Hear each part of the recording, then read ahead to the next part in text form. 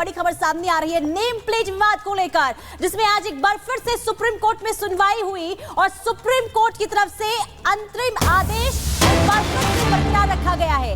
ये बड़ी जानकारी सामने आ रही है। देखिए, सुप्रीम कोर्ट में 23 जुलाई को सुनवाई हुई थी और उसके बाद रोक लगा दी गई थी नेम प्लेट को लेकर, और वही आदेश जो है एक बार फिर से सुप्रीम कोर्ट में दिया गया है। आपको बता दें कि आज ही उत्तर प्रदेश सरकार की तरफ से जवाब दाखिल किया गया था और ये कहा गया था कि इसमें किसी की भी भावनाओं को आहत पहुंचाने का कोई भी मकसद नहीं है। सिर्फ मकसद इतना था कि कांवड़ यात्रियों को किसी भी तरीके से कोई परेशानी ना हो, ना ही उनकी भावनाओं को ठेस पहुंचे, और इसलिए ये आदेश जारी किया गया था। और सुजाता इस वक्त हमारे साथ है ज्यादा जानकारी देने के लिए। सुजाता, यहाँ पर बहुत क्लियर किया गया है यूपी सरकार की ओर से कि भ्रम की स्थिति ना हो, इसके लिए ऐसा कहा गया है, ऐसा किया गया है। कांवड़ियों ने शिकायत की थी, इसलिए ऐसा किया गया है। अब इंतजार है कि कोर्ट इस पूरे जो जवाब दाखिल हुआ इस पर क्या कहता है। देखिए, कोर्ट ने अब इस मामले के अंतरिम आदेश जो था उसे आगे बढ़ाने का फैसला लिया है। 5 अगस्त को इस मामले की अगली सुनवाई होगी, तब तक अंतरिम आदेश जारी रहेगा।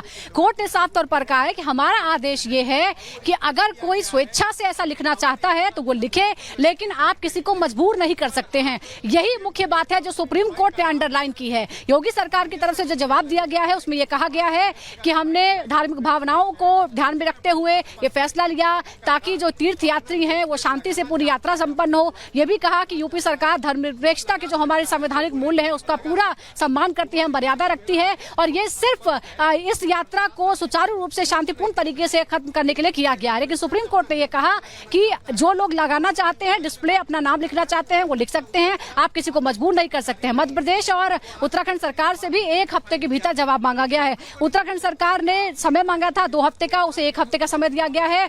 डिटेल जवाब मध्य प्रदेश की सरकार ने नहीं दिया। ये कहा कि हमारे यहाँ तो सिर्फ उज्जैन में कुछ जो लोकल नगर निगम है उसने ये आदेश दिया था, वो भी जबरदस्ती वाला नहीं था, वो स्वैच्छिक ही था। तो अब इस मामले में डिटेल जो है वो जवाब देना है मध्य प्रदेश और उत्तराखंड की सरकार को 1 हफ्ते के भीतर।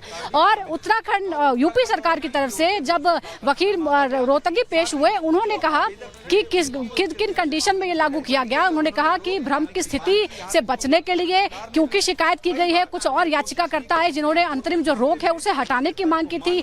ये कहा था कि हम नाम से भ्रमित हो जाते हैं, सरस्वती या गंगा ढाबा बाहर लिखा होता है, अंदर जाते हैं तो वहाँ। बहुत शुक्रिया सुजाता तमाम जानकारी हम तक पहुंचाने के लिए। तो देखिए, जो अंतरिम आदेश था वो अभी फिलहाल बरकरार रहेगा, लेकिन इंतजार करना होगा कि उत्तराखंड और मध्य प्रदेश सरकार की तरफ से आखिर क्या जवाब दिया जाता है।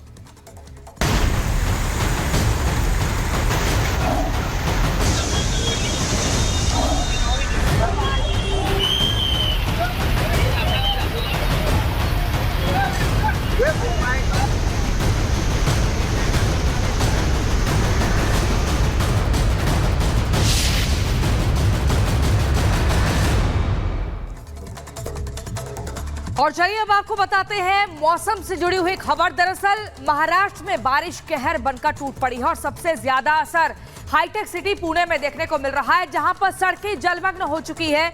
इसके अलावा मेट्रो स्टेशन की बात करें तो लग रहा है जैसे पूरा समंदर ही स्टेशन के भीतर बन गया हो। वहीं अगर घरों की बात करें, रिहायशी इलाकों की बात करें तो सब कुछ जलमग्न हो चुका है।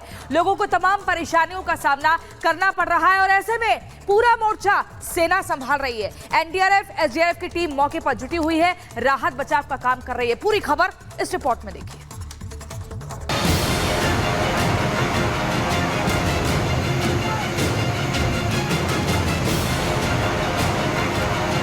पुणे में इस बार मॉनसून कहर बनकर टूटा है।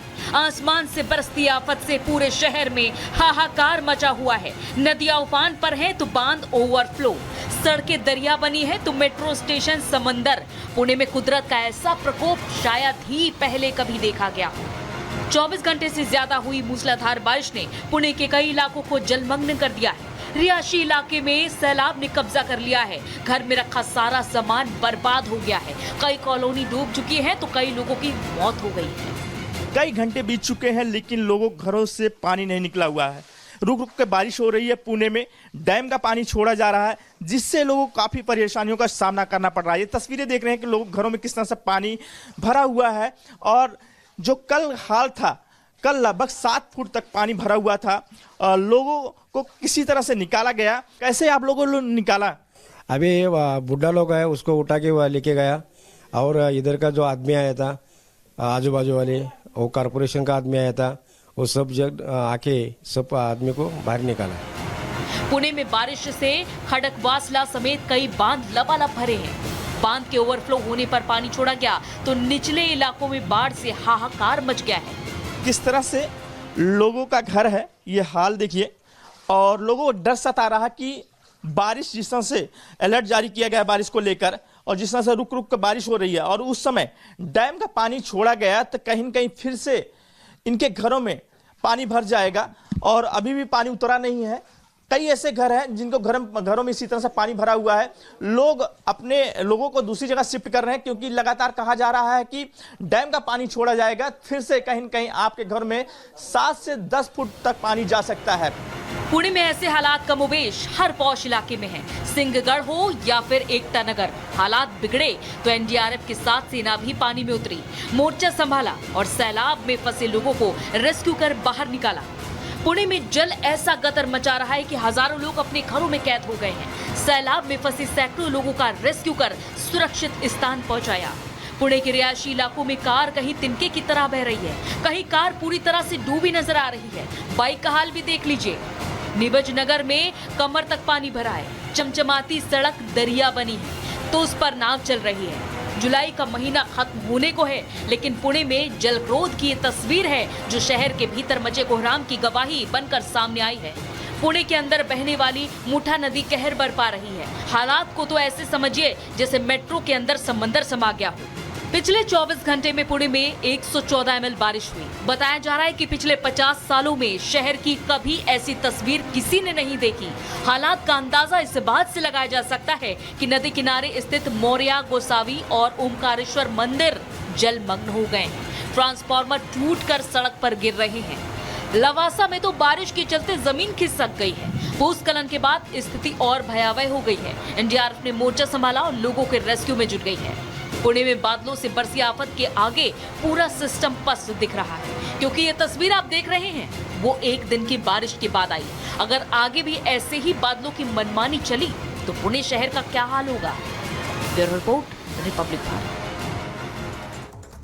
और चलिए जरा अलग अलग तस्वीरें इस वक्त आपको दिखा रहे हैं। जो 4 तस्वीरें आप देख रहे हैं ये स्थितियों को बयां कर रही हैं कि पुणे में हालत क्या हो चुकी है। सोचिए, सेना को मोर्चा संभालना पड़ गया है। हालत ये है, एनडीआरएफ की टीम लगातार मौजूद है ताकि लोगों को उनके घरों से निकाला जा पाए। बाढ़ से लोग परेशान हैं क्योंकि हर तरफ पानी है। घर से निकले कैसे जरूरत की चीजों को पूरा करें, और हालात पर लगातार आपको बता दें सरकार नजर बनाए हुए है, क्योंकि इस वक्त सबसे पहली जो प्राथमिकता है वो ये है कि बाढ़ग्रस्त इलाकों में जो लोग फंसे हुए हैं उनको वहां से निकाल करके सुरक्षित जगहों पर पहुंचाया जाए। क्योंकि पुणे में नदी का जो जल स्तर है वो बढ़ने के बाद हालात ये हो चुके हैं। देखिए अलग अलग तस्वीरें, इन 10 तस्वीरों में हम आपको बता रहे हैं कहां पर कैसे रेस्क्यू ऑपरेशन चल रहा है, और ये अलग अलग जगहों की तस्वीरें हैं। पुणे के साथ साथ अलग अलग जगहों पे क्या स्थितियां बनी हुई है ये हम आपको दिखा रहे हैं। कहीं पर जो बांध है उससे जो पानी का बहाव है वो बहुत तेज हो गया है, नदियों का जल स्तर बढ़ चुका है, और इसी के बाद अब जो हालत है वो इस तरीके की है कि कैसे जल्द से जल्द राहत पहुंचाई जाए, सबसे बड़ी जरूरत यह है। और इसी पर इस वक्त एनडीआरएफ की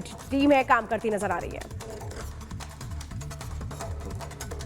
तो तस्वीरें इस वक्त हम आपको दिखा रहे हैं, 10 तस्वीरें हैं जो बता रही हैं कि क्या बारिश का इंतजार तो होता है, लेकिन जब बारिश ज्यादा हो जाती है फिर हालात क्या होते हैं, और यही तस्वीरें इस वक्त हम दिखा रहे हैं। पुनीता, बिल्कुल, देखिए तस्वीरें हम लगातार पहुंचा रहे हैं, लेकिन महिमा का रुख कर लेते हैं। पुणे में वो मौजूद है। महिमा, आप अभी पुणे में कहां मौजूद हैं, वहां पर क्या स्थिति बनी हुई है?